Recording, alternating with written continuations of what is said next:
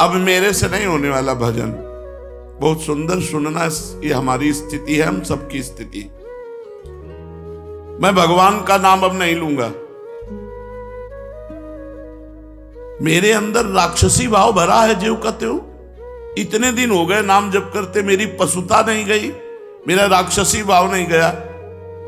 कितना नाम लिया, अरे मनुष्यता तो आई नहीं, देवत्व और भगवत भाव तो जाने दो। वैराग्य नहीं आया, भोगों से वैराग्य नहीं हुआ। वही प्रवृत्ति देखो, बार बार काम आदि भोगों में जा रही। फिर क्या हुआ नाम लेने से? अरे नाम का फल तो यह था कि मुझे साधु बना देता, मैं जितेंद्रिय होता, मैं महापुरुष बन जाता। न साधु बना, न जितेंद्रिय बना, न महापुरुष बना। नाम जप रहा हूं, वही पशुता, वही राक्षसी भाव, वही भोगों की लालसा। जब मुझ जैसे नीच क्षुद्र पुरुष को भी नाम नहीं सुधार सका, तो मैं आपके वचन कैसे मानूं? प्रीतम नाम ले, प्रीतम नाम ले। बहुत सुंदर प्रश्न कर रहे। ये तो मुझे ऐसा लगता है बाबा कि आप खोखले शब्द बोलकर केवल सांत्वना देना चाहते हैं। शायद ये समाज की अंदर की भावना बाबा के सामने व्यक्त कर रहे हैं। नाम लेने से दुख निवारण हो जाएगा। मुझे शांति नहीं मिली, मेरे दुख नहीं गए। आप कहते रहते हो नाम जपो सब हो जाएगा, शांति मिल जाएगी, दुख नष्ट हो जाएगा। कब होगा? दिन पर दिन बीतते जा रहे हैं, रात की रात बीतती जा रही है। आपके भरोसे मैंने नाम शुरू किया, लेकिन कुछ लाभ नहीं मिला। ये पतित पावन है, पातकी कितना भी बड़ा हो उसको तार देने वाला है, ये दीन बंधु है। ये सारी उपाधियां आपसे सुनी, पर मुझे लगता मिथ्या है। ये नाम भक्तों के लिए कल्पतरु है। कोई भी पापी हो नाम जप करे, उसके सारे पाप नष्ट हो जाएंगे। भगवान भक्त वत्सल है, उनसे भी ज्यादा दुलार करने वाला नाम है। लेकिन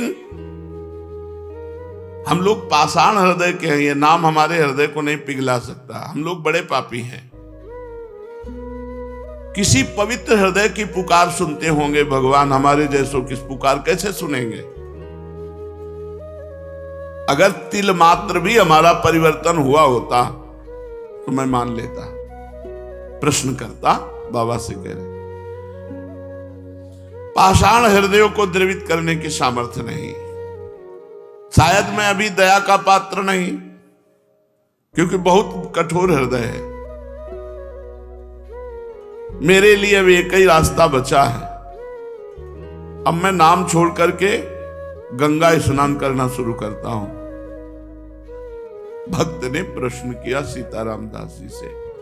अब मैं नाम छोड़कर भागीरथी गंगा की शरण लेता हूं। सुनते हैं वो बहुत पाप नाश करने वाली है, वो हमें नहीं। मैं अभागी हूं, दया करो संत भगवान। मुझे ये समझ में नहीं आया, बहुत दिन हो गए नाम जप करते हुए, मेरी पशुता नहीं गई, मेरा काम शांत नहीं हुआ। मैं बहुत सुंदर प्रश्न किया। हाँ प्रीतम, हाँ यही माया का खेल है। माया सबसे पहले बुद्धि को भ्रष्ट करती है। तेरा विवेक खो गया है, पर पराजित मत हो। अच्छा, तो तुमने कहा गंगा पाप नष्ट करने वाली भागीरथी है, मैं अब गंगा जी की शरण में जाता हूं। तो अरे आता ताई मनोदशा वाले, बाबा ने उत्तर दिया, आता ताई मनोदशा वाले, अपना आपा मत खो। भागीरथी जानते हैं तो कौन है? विष्णुपदी है। विष्णुपदी अर्थात भगवान श्री हरि के चरणों की धोवन।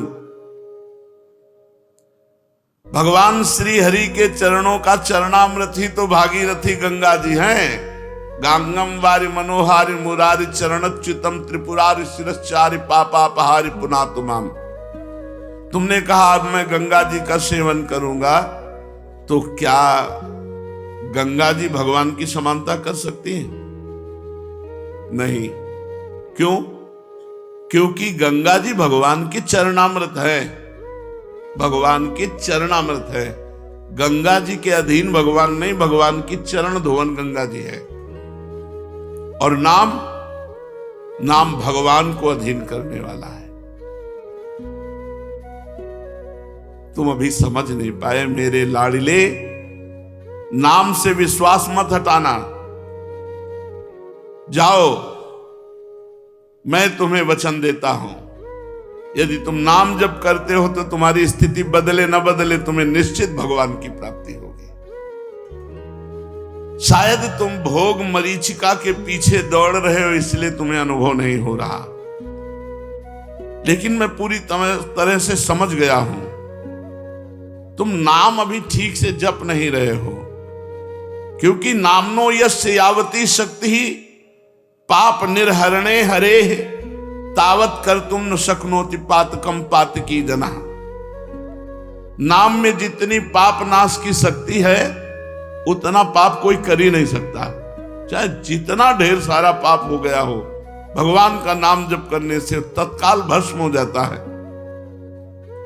याद रखना, हम इसीलिए सावधान करते थे कि नाम में अंतराय मत देना, नहीं तो कलयुग घुस जाएगा बुद्धि में और यही बुद्धि आपके अंदर आ जाएगी। यदि पाप आचरण कर बैठे तो ये उल्टा बुद्धि शुरू हो जाएगी कि यार इतने दिनों से नाम जप कर रहा हूं, कोई फर्क तो पड़ नहीं रहा मन में फर्क पड़े ना पड़े, तुम्हारी गति में फर्क पड़ जाएगा, तुम भगवत प्राप्त हो जाओगे, तुम्हें परम पद की प्राप्ति हो जाएगी।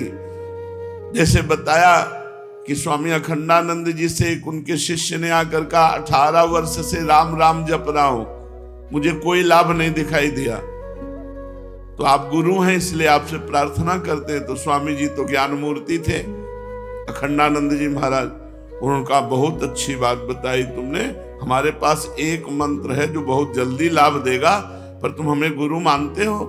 उनका जी, बोले हमारी कसम, अब इस पुराने नाम को, पुराने मंत्र को मत जपना 24 घंटे, फिर कल आओगे तब तुम्हें नया मंत्र दे देंगे।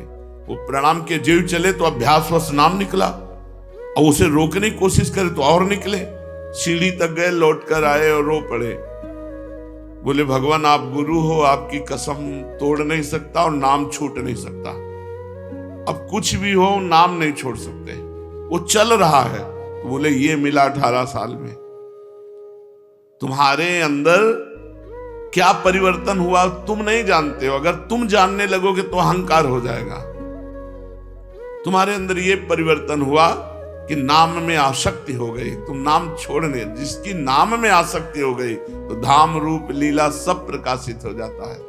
विचलित मत हो, तुमसे बोला है कि अगर तुम 100 नाम जप किए हो तो तुम्हारे वो 100 नाम भगवान के नाम बैंक में जमा है और वो तुम्हारा लोक परलोक सब जगह मंगल करेंगे। विचलित होने की जरूरत नहीं कि 4 महीना हो गए नाम जप करते, अभी हमें अमुक सिद्धि नहीं आई, इतना समय हो गया अमुक लाभ नहीं मिला। ये जो तुम्हारी भोग प्रवृत्ति है यही तुम्हारे मन को गंदा कर देती, और गंदे मन के विचार हैं कि नाम से मेरे को लाभ नहीं मिला, इतना समय हो गया। सावधान, नाम कभी व्यर्थ नहीं जाता। इसीलिए मैं कहता हूं कि निरंतर नाम जप करो। अगर नाम में अंतर मिला और वासना ने अपना खेल, तो फिर तुम्हारा मन मलिन हो जाएगा, भजन की तरफ नहीं लगेगा और लगेगा अरे कोई लाभ नहीं, ये सब केवल अर्थवाद जैसी बातें की जाती है कि नाम जप करो तुम्हारा मंगल हो जाएगा, तुम निर्विकार हो जाओगे, तुम्हें परम शांति मिलेगी। कोटि कोटि जन्मों के भोग संस्कार हैं, कोई एक जन्म के थोड़ी, नाम सबको मिटा रहा है।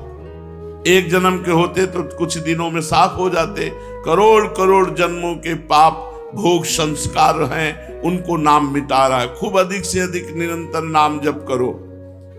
ये जो तुम्हें भोग खींच रहे हैं ना, तो न जाने कितने जन्मों के भोग संस्कार तो नाम ने मिटा दिए, अब करोड़ों जन्मों के हैं तो नाम मिटा रहा है। तुम धैर्य पूर्वक जपते रहो। तुम यदि प्रबल पुरुषार्थ ना करोगे तो तुम्हारी स्थिति नहीं बनेगी। प्रबल पुरुषार्थ, बहुत प्रयत्न करके निरंतर नाम जप करने का प्रयास करते रहो। अविरल अखंड नाम जप करना, यही वह प्रबल पुरुषार्थ है। नाम लेने से सर्व पाप नष्ट के बाद जब ज्यों ही आनंद मिलना आरंभ होगा, त्यों ही तुम वाणी से नाम छोड़कर एक भी शब्द उच्चारण करना और नहीं चाहोगे, जब नाम का आनंद मिलेगा। अतः नाम खंडित ना होने पावे, अंतराय ना पड़ने पावे, निरंतरता अखंड नाम जप। क्योंकि खंडित होने पर भोग प्रवृत्ति को छिद्र मिल जाता है और वो हृदय में प्रवेश करके नाम जापक को दुख प्रदान करने वाली भावना, मलिन भावना प्रकाशित कर देती है। इसीलिए हम तुमसे कहते हैं कि खाते पीते सोते जागते उठते बैठते चलते फिरते हर समय नाम जप करो। लक्ष्यहीन भटकने से मन विषयों में बंध जाता है, और जब मन विषयों में बंध जाता है तो उसे नाम अच्छा नहीं लगता, कड़ुआ लगता है, फिर गलत अनुभव बुद्धि कराने लगती है। ये गलत बुद्धि जो अनुभव कराए उसी का प्रश्न है ये। तन्नास्ति कर्मजम लोके वाग्जम मानस में वा यन्न छपयते पापम कलो गोविंद कीर्तनम।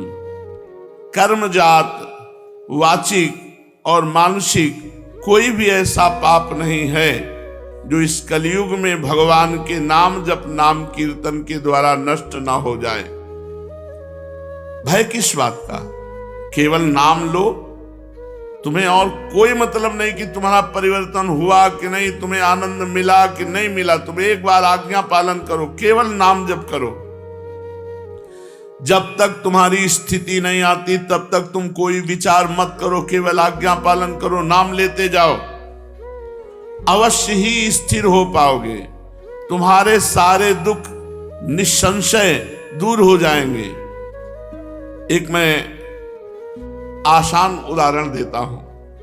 देखो, एक लोहे की छड़ जब तुम आग की भट्ठी में रखोगे तो अग्नि के समान लाल हो जाएगी, बिल्कुल ठीक अग्नि जैसी उसमें ज्वलन शक्ति होगी।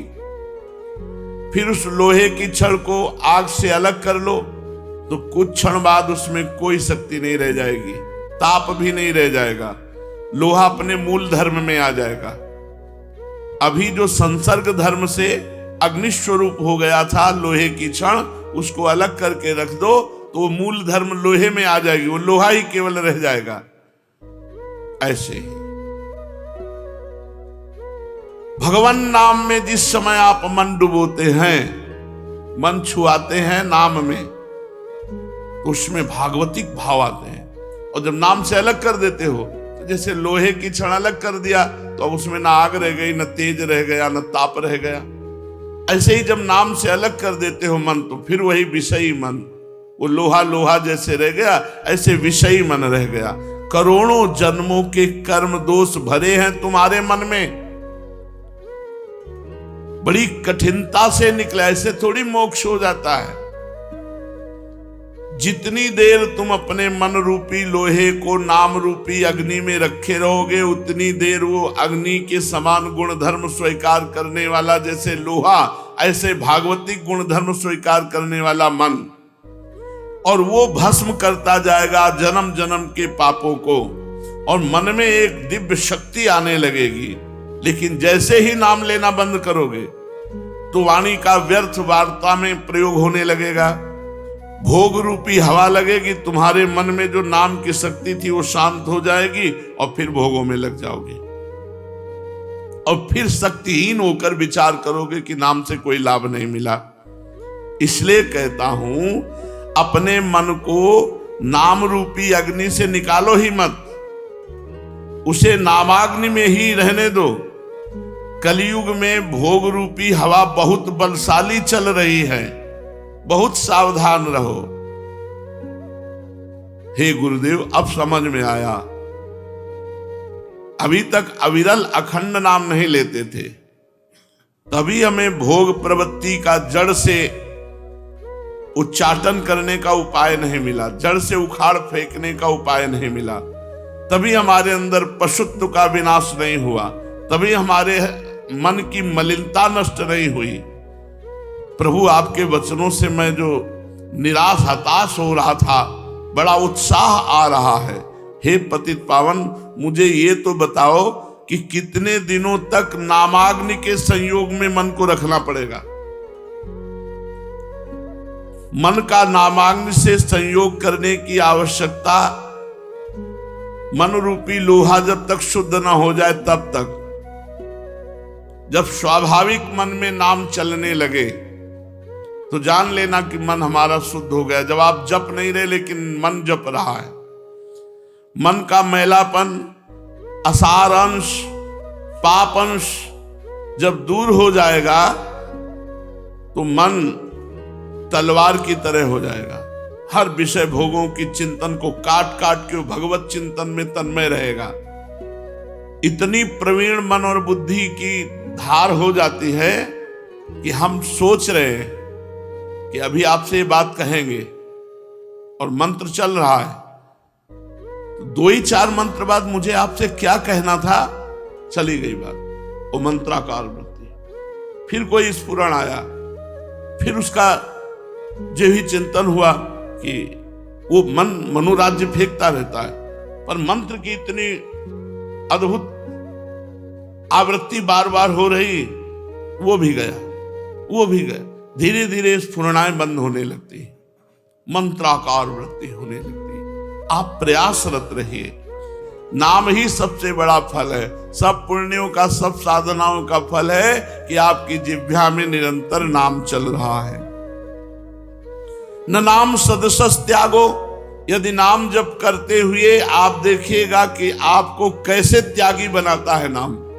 भोगों के बीच में रहते हुए जो जल में कमल का फूल रहे, जैसे जल में ही कमल उत्पन्न होता है लेकिन निरपेक्ष रहता है, उसको जल की अपेक्षा नहीं कि वो जल उसमें स्थित हो जाए एक बूंद भी, वो बिल्कुल निर्विकार जल से अलग रहता है। ऐसे ही निरपेक्ष समाज में रहता हुआ, निर्विकार समाज में रहता हुआ, वो परम त्यागी भोगों के बीच में रहता हुआ भगवान नाम जापक।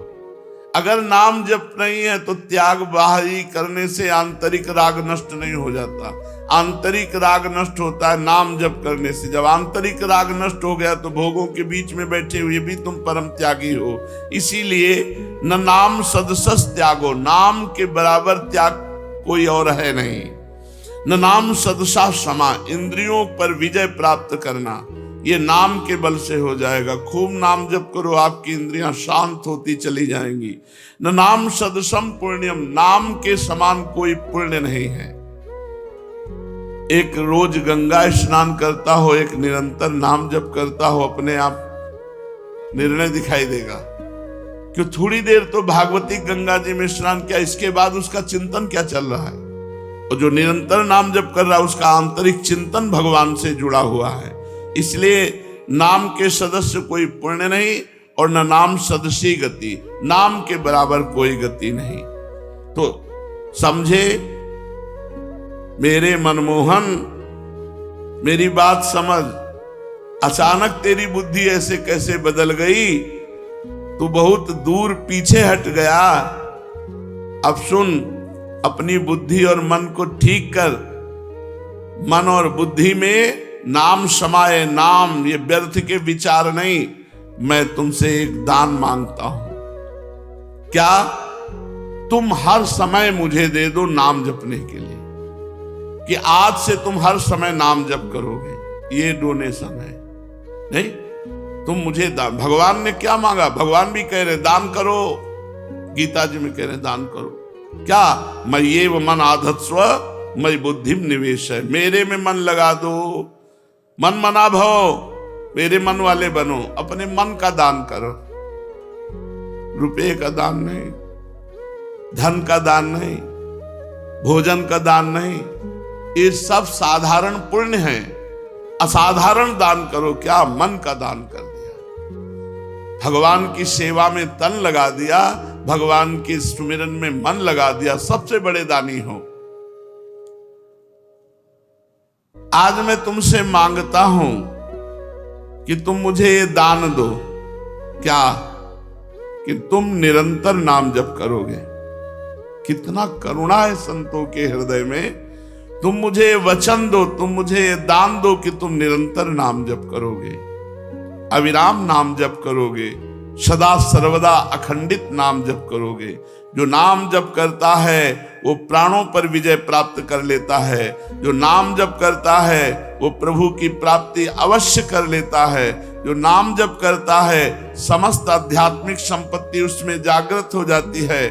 नाम की कृपा से घनघोर कलयुग पर भी विजय प्राप्त की जा सकती है। इसलिए तुम विश्वास करके निरंतर नाम जप करो। श्रीमद् भागवत महापुराण। भगवान श्री कृष्णचंद्र जी से उद्धव जी प्रश्न करते हैं, यथा तुम्हारविंदाक्ष यादृशं वा यदात्मकं ध्यायेन् मुमुक्षुरे तन्मे ध्यानम त्वं वक्तुमर्हसि। उद्धव जी ने पूछा,